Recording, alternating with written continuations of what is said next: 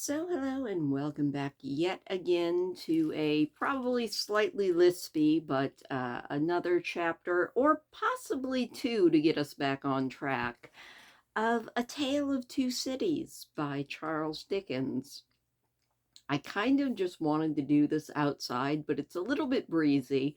I'm kind of looking forward to being able to sometimes sit outside and read. Although that's ironic because today, just like last week, today is beautiful. It's about 45, maybe even pushing 50 degrees outside. The sun is shining, and we're supposed to get a blizzard tomorrow. March, I keep saying it, I will keep saying it. March is the dumbest month. It's it's a very confused month. And it leaves me very confused. I'm ready for spring, but winter is fighting its hardest and doing a very good job. Um, but on to the book, where we discovered that maybe, just maybe, Miss Manette is going to be marrying Charles Darnay, although I'm a little disappointed that we lost all of the proposal, etc. Maybe even Miss Manette and Charles getting to know each other and all of that. But it also sounds like if Charles goes back to France at all, then the very people who helped Miss Manette's father would be the ones to sign his death warrant.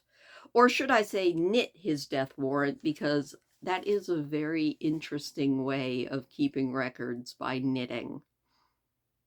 Means I would never be able to do it because anything to do with yarn manipulation, I'm terrible at.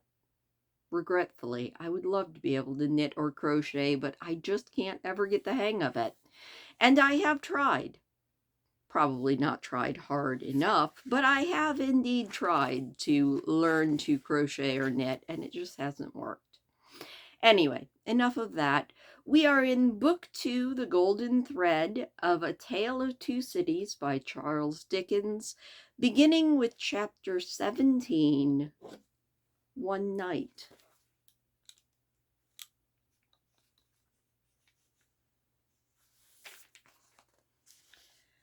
Never did the sun go down with a brighter glory on the quiet corner in Soho than one memorable evening when the doctor and his daughter sat under the plane tree together. Never did the moon rise with a milder radiance over great London than that one night when it found them still seated under the tree and shined upon their faces through the leaves. Lucy was to be married tomorrow. She had reserved this last evening for her father, and they sat alone under the plane tree. "You are happy, my dear father?" "Quite, my child." They had said very little, though they had been there a long time. When it was yet light enough to work and read, she had neither engaged herself in her usual work, nor had she read to him. She had employed herself in both ways at his side under the tree many and many a time, but this time was not quite like any other, and nothing could make it so. "And I am very happy tonight, dear father. I am deeply happy in the love that heaven has so blessed.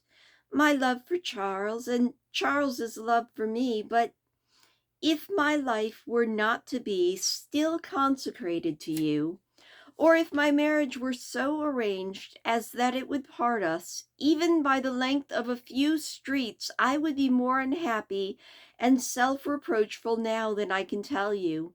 Even as it is," even as it was, she could not command her voice.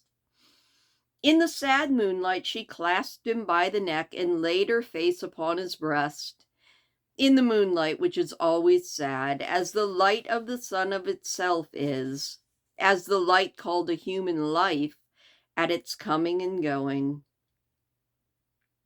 "Dearest dear, can you tell me this last time that you feel quite quite sure no new affections of mine and no new duties of mine will ever come between us. I know, but do you know it? In your own heart, do you feel certain?" Her father answered. I just read her line in his voice. Sorry about that. Go back and pretend that I read it in a light and feminine voice. Her father answered with a cheerful firmness of conviction that he could scarcely have assumed. "Quite sure, my darling. More than that," he said, as he kissed her. "My future is far brighter, Lucy, seen through your marriage, than it could have been, nay, than it ever was without." "If I could hope that, my father." "Believe it, my love. Indeed, it is so. Consider how natural and how plain it is, my dear, that it should be so. You, devoted and young, cannot freely appreciate the anxiety I have felt that your life should not be wasted." She moved her hand to his lips, but he took her hand and repeated the word. "Wasted, my child. Should not be wasted, stuck aside from the natural order of things for my sake. Your unselfishness cannot entirely comprehend how much my mind has gone on this, but only ask yourself, how could my happiness be perfect while yours was incomplete?" "If I had never seen Charles, my father, I should have been quite happy with you." He smiled at her unconscious admission that she would have been unhappy without Charles. And then he replied, "My child, you did see him, and it is Charles. If it had not been Charles, it would have been another. Or if it had been no other, I should have been the cause, and then the dark part of my life would have cast its shadow beyond myself and fallen on you." It was the first time, except at the trial, of her ever hearing him refer to the period of his suffering. It gave her a strange and new sensation while his words were in her ears, and she remembered it long after. "See," said the doctor, raising his hand towards the moon, "I have looked at her from my prison window when I could not bear her light. I have looked at her when it has been such torture to me to think of her shining upon what I had lost, that I have beaten my head against my prison walls. I have looked at her in a state so dulled and lethargic that I have thought of nothing but the number of horizontal lines I could draw across her at the full, and the number of perpendicular lines with which I could intersect them." He said in his inward pondering manner as he looked at the moon. It was 20 either way, I remember, and the 20th was difficult to squeeze in. The strange thrill with which she heard him go back to that time deepened as he dwelled upon it, but there was nothing to shock her in the manner of his reference. He only seemed to contrast his present cheerfulness and felicity with the dire endurance that was over. I have looked at her, speculating thousands of times upon the unborn child from whom I had been rent, whether it was alive, whether it had been born alive, or the poor mother's shock had killed it, whether it was a son who would some day avenge his father. There was a time in my imprisonment when my desire for vengeance was unbearable. Whether it was a son who would never know his father's story, who might even live to weigh the possibility of his father having disappeared of his own will, or whether it was a daughter who would grow to be a woman. She moved closer and kissed his cheek. I have pictured my daughter to myself as perfectly forgetful of me, or rather altogether ignorant of me and unconscious of me. I have cast up the years of her age year after year. I have seen her married to a man who knew nothing of my fate. I have altogether perished from the remembrance of the living, and in the next generation my place was a blank. My father, even to hear that you had such thoughts of a daughter who never existed strikes my heart as if I had been that child. You, Lucy? It is out of consolation and restoration you have brought to me that these remembrances arise and pass between us and the moon on this night. What did I say just now? That she knew nothing and cared nothing for you.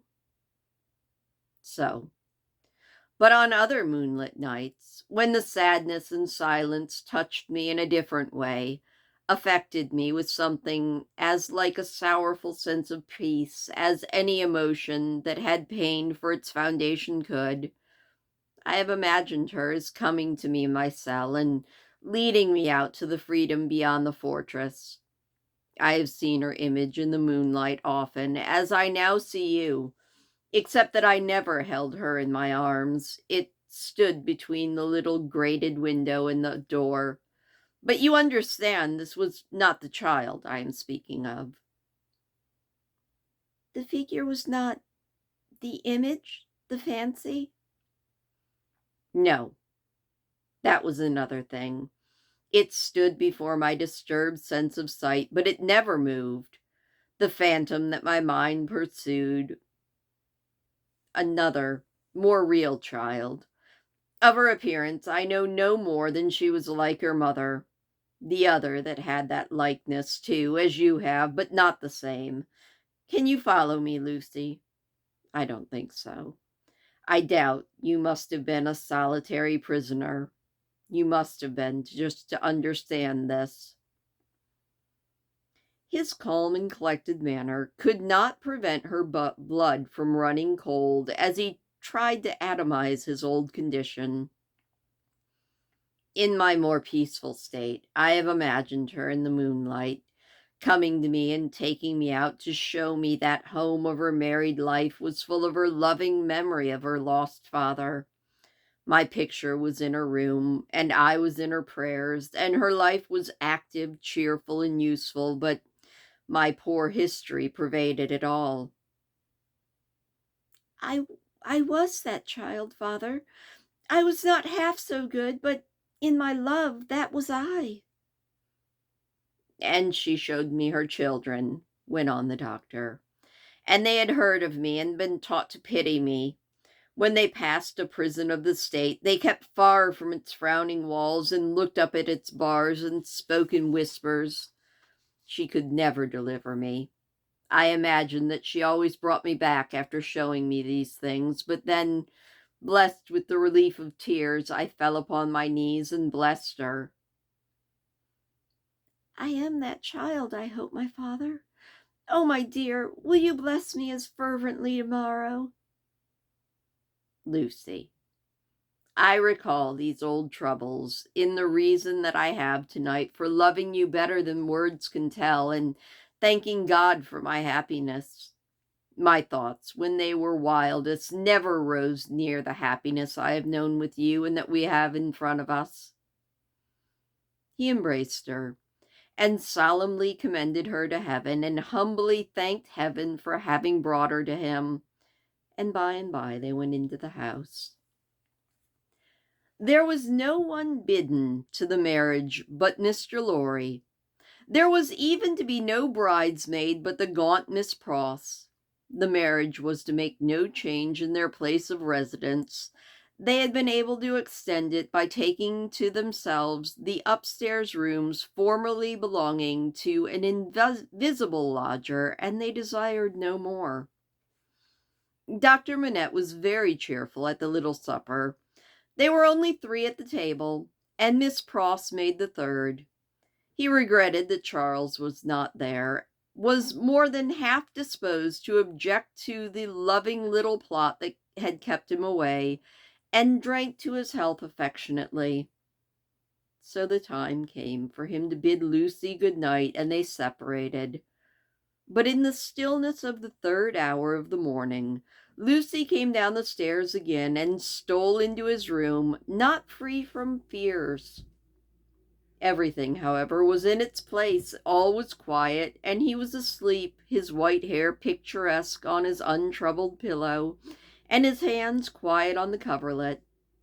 She put her needless candle in the shadow at a distance and crept up to his bed, put her lips to his cheek, and leaned over and looked at him, into his handsome face. The bitter waves of captivity had worn, but he covered up their tracks with a determination so strong that he had the mastery of them even in his sleep. A more remarkable face, in its quiet, resolute, and guarded struggle with an unseen assailant, was not to be beheld in all the wide dominion of sleep that night. She timidly laid her hand on his dear breast and put up a prayer that she might ever be as true to him as her love wanted her to be, and as his sorrow deserved. Then she withdrew her hand, kissed him once more, and went away. So the sunrise came, and the shadows of the leaves of the plane tree moved upon his face as softly as her lips had moved while praying for him. And that is the end of chapter 17. But like I said, I think we're going to read one more chapter after I get a drink. That was a nice chapter. Except, of course, the bit where I did Lucy in her father's voice. But other than that, that was a very nice chapter. I enjoyed that. It was introspective, and even if we didn't get to see the courtship, at least we got to see a brief moment of quietness between the doctor and his daughter. And now we are going to move on to the next chapter, which is chapter 18, titled 9 Days.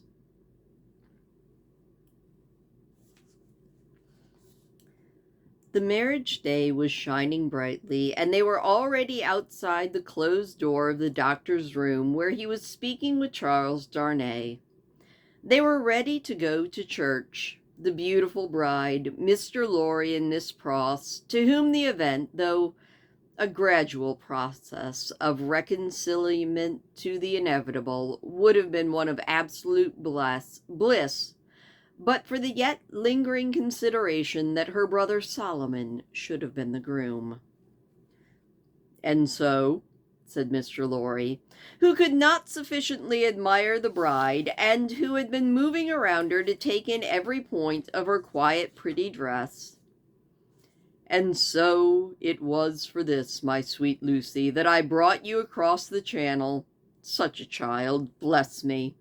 How little I thought what I was doing, how lightly I valued the obligation that I was conferring on my friend Mr. Charles. You didn't mean it, remarked Miss Pross, and therefore how could you know? Nonsense. Really? Well, but don't cry, said Mr. Lorry. I'm not crying, said Miss Pross. You are. I, Miss Pross. By this time, Mr. Lorry was daring to be pleasant with her. You were just now. I saw you do it, and I don't wonder at it. Such a present of plate as you have made 'em is enough to bring tears to anybody's eyes. There is not a fork or spoon in the collection, said Miss Pross, that I didn't cry over last night after the box came. I am highly gratified, said Mr. Lorry, though upon my honor I had no intention of rendering those trifling articles of remembrance invisible to anyone. Dear me, this is an occasion that makes a man speculate on all he has lost. Dear, dear, to think there might have been a Mrs. Lorry any time in these last 50 years. Not at all, said Miss Pross. You think that there might never have been a Mrs. Lorry? Said the gentleman. Pooh, said Miss Pross. You are a bachelor in your cradle. Well, said Mr. Lorry, smiling as he adjusted his wig, that seems probable, too. And you were cut out to be a bachelor, said Miss Pross, before being put in your cradle. Then I think, said Mr. Lorry, that I was very unhandsomely dealt with, and that I ought to have had a voice in the selection of my pattern, but enough. Now, my dear Lucy," drawing his arm around her waist, "I hear them moving in the next room, and Miss Pross and I, as two formal folks of business, are anxious not to lose the final opportunity of saying something to you that you wish to hear. You leave your good father, my dear, in hands as earnest and loving as your own, and he shall be taken every considerable care of during the next fortnight while you are in Warwickshire, and thereabouts. Even Tellson shall go to the wall before him. And when at the fortnight end he comes to join you and your beloved husband on your other fortnight trip to Wales, you shall say that we have sent him to you in the best of health and the happiest frame.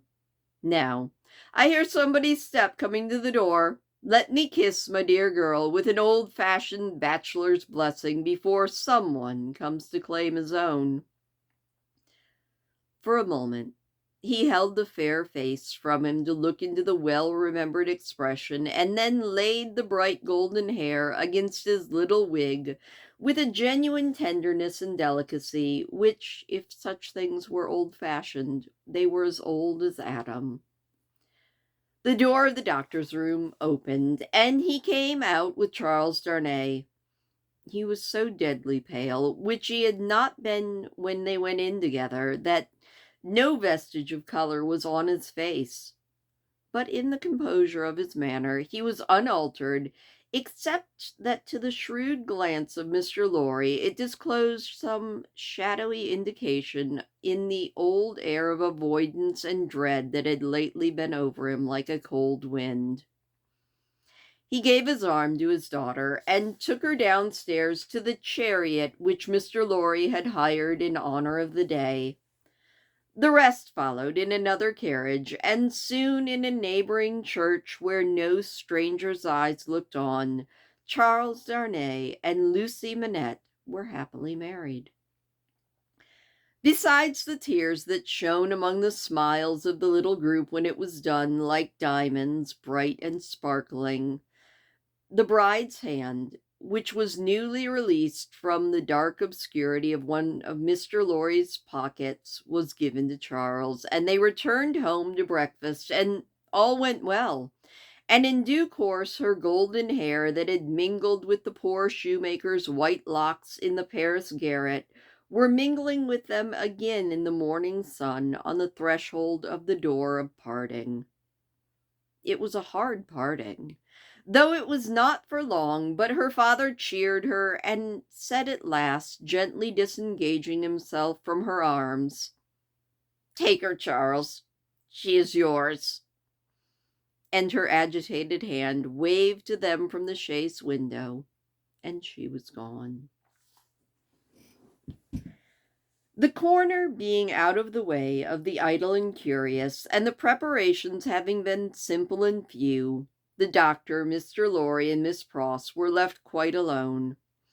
It was when they turned into the welcome shade of the cool old hall that Mr. Lorry observed a great change to have come over the doctor, as if the golden arm uplifted there had struck him a poisoned blow.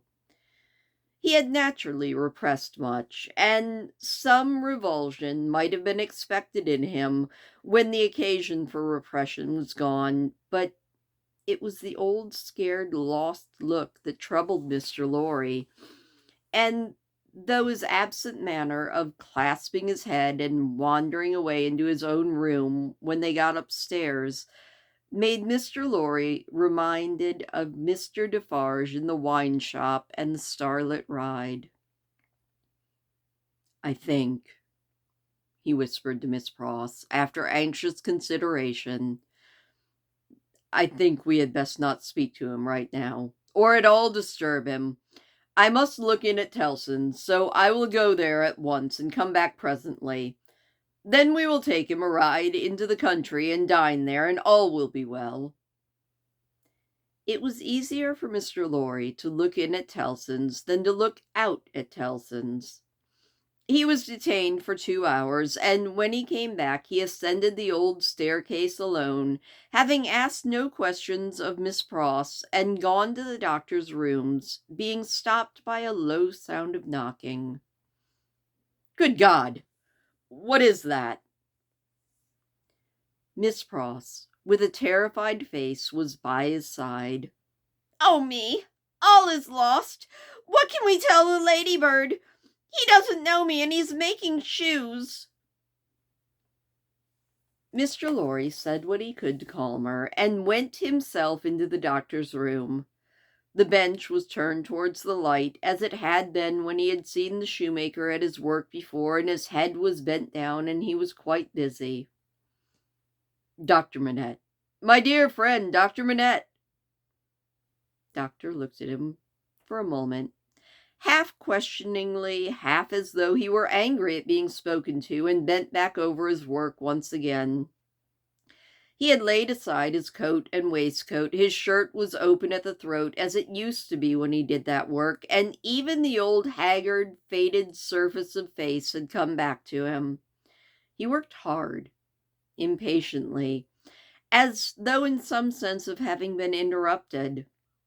Mr. Lorry glanced to the work in his hand, and observed that it was a shoe of the old size and shape. He took up another that was lying near him, and asked him what it was. "A young lady's walking shoe," he muttered without looking up. "It ought to have been finished long ago. Let it be." "But, Dr. Manette, look at me." He obeyed, in the old mechanically submissive manner, without pausing. "You know me, dear friend. Think again. This is not your proper occupation. Think, friend." But nothing would induce him to speak more. He looked up for an instant at a time when he was requested to do so, but no persuasion would extract a word from him. He worked and worked and worked in silence, and words fell on him as they would have fallen on an echoless wall or into the air. The only ray of hope that Mr. Lorry could discover was that he sometimes furtively looked up without being asked. In that there seemed a faint expression of curiosity or perplexity, as though he were trying to reconcile some doubt in his mind. Two things impressed themselves on Mr. Lorry as important above all others. The first, that this must be kept secret from Lucy. The second, that it must be kept secret from all who knew him. In conjunction with Miss Pross, he took immediate steps towards the latter by giving out that the doctor was not feeling well and required a few days of complete rest. In the aid of the kind deception to be practiced on his daughter, Miss Pross was to write describing his having been called away professionally, and referring to an imaginary letter of 2 or 3 hurried lines in his own hand, which was to be said to have been addressed to her at the same post. These measures, advisable to be taken in any case, Mr. Lorry took in the hope of his coming back to himself. If that should happen soon, he kept another course in reserve, which was to have a certain opinion that he thought best in the doctor's case. In the hope of his recovery, and of resort to this third course being therefore thereby rendered practicable, Mr. Lorry resolved to watch him attentively, with as little appearance as possible of doing so. He therefore made arrangements to absent himself from Tellson's for the first time in his life, and took his post by the window in the doctor's room. It wasn't long before he discovered that it was worse than useless to speak to him, since on being pressed he became quite worried. He abandoned that attempt on the first day, and resolved merely to keep himself always in front of him as a silent protest against the delusion that he had fallen into. He remained, therefore, in his seat near the window, reading and writing, expressing in as many pleasant and natural ways as he could think of that this was a free place.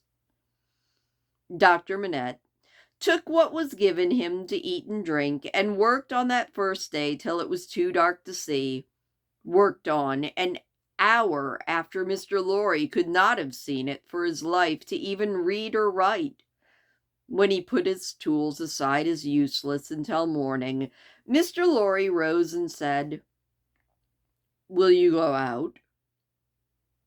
He looked down at the floor on either side of him in his old way, looked up again in his old way, and repeated in the very low old voice, "Out?" "Yes, for a walk with me. Why not?"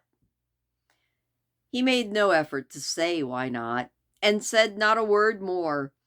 But Mr. Lorry thought he saw, as he leaned forward on his bench in the dusk, with his elbows on his knees and his head in his hands, that maybe he was in a misty way asking himself why not. The man of business saw an advantage here and was determined to hold it.